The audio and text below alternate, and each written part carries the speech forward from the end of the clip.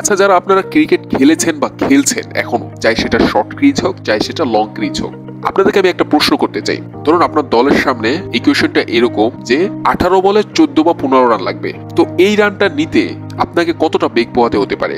কেন এই প্রশ্নটা করলাম? কেননা এইরকম একটা সিমিলার ইকুয়েশন গ্লোবাল সুপার লিগে রংপুর রাইডার্স মিলাতে পারেনি, যেটা অবশ্যই অবাক করার বিষয় ছিল। কিন্তু ভালো মতো চিন্তা করলে এখানে অবাক করার আবার কোনো কিছুই ছিল না, কেননা ব্যাটসম্যান গুলো তো ছিল বাংলাদেশের, আর বাংলাদেশি ব্যাটসম্যানদের দ্বারা এগুলো কি হয় কোনোদিন? তো গ্লোবাল সুপার লিগে নিজেদের প্রথম ম্যাচে হেরে দুর্দান্তভাবে শুভ সূচনা করেছে রংপুর রাইডার্স।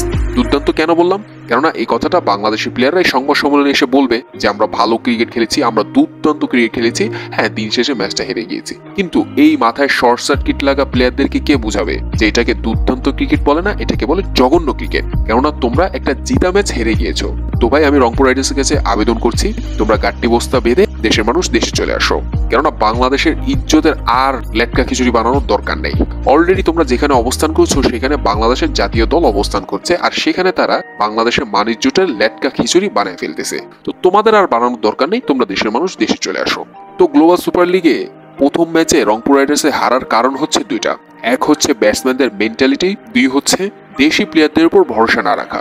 রংপুর রাইডার্সের বলাররা তো বলারদের কাজটা সুন্দর মতো করে দিয়েছে, প্রতিপক্ষকে 132 আটকে দিয়েছে। এরপর 133 রানের টার্গেটে ব্যাট করতে নেমে রংপুর রাইডার্সের ওপেনাররাও দুর্দান্ত স্টার্ট এনে দিয়েছে। এরপর হুট করে মিডল অর্ডার ফ্লপ করে গিয়েছে। এরপর ক্যাপ্টেন সোহান এসে একটা দায়িত্বশীল মিডিওকার ইনিংস খেলে গিয়েছেন, এরপর তিনিও আউট হয়ে গেছেন।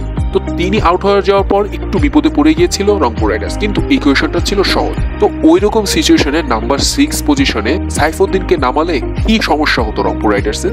সাইফুদ্দিনকে কখন নামানো হয়েছে শুনবেন? সাইফুদ্দিনের আগে শেখ মেহেদীকে সুযোগ দেওয়া হয়েছে, সাইফুদ্দিনের আগে হারমানপ্রীত না হারমান সিং নামের একটা প্লেয়ারকে সুযোগ দেওয়া হয়েছে। কেন সাইফুদ্দিন নয়? সাইফুদ্দিন একজন ন্যাচারাল স্ট্রোক মেকার, ওকে এরকম সিচুয়েশনে সুযোগ দিবে না তো কখন দিবে রে ভাই? তো এগুলো আমি সব মেনে নিলাম, ঠিক আছে যা হয়েছে হয়েছে। এরপর যখন ম্যাচটা সুপার ওভারে গড়িয়েছে, তো রংপুর রাইডার্স সুপার ওভারে শুরুতে ব্যাটিং করে 13 রানের টার্গেট দিয়েছে। তো এরপর যখন রংপুর রাইডার্স বোলিংয়ে নেমেছে, তো বলটা সাইফুদ্দিনের হাতে তুলে দিলে কি সমস্যা হতো? রংপুর রাইডার্সের ক্যাপ্টেন সোহান বা টিম ম্যানেজমেন্টদের কি এতটুকু নলেজে ছিল না যে ডেথ ওভারে সাইফুদ্দিনের চেয়ে বেস্ট বোলার আর কেউ নাই বাংলাদেশের? কেননা ডেথ ওভারে 2টা বল সবচেয়ে বেশি মারাত্মক, আর সেই 2টা বলে আবার সাইফুদ্দিন খুবই দুর্দান্ত পারেন। এক হচ্ছে ইয়র্কার, দুই হচ্ছে স্লোয়ার বাউন্সার। এই দুইটাই সাইফুদ্দিনের চেয়ে বেস্ট, বাংলাদেশ আর কেউ মারতেই পারে না।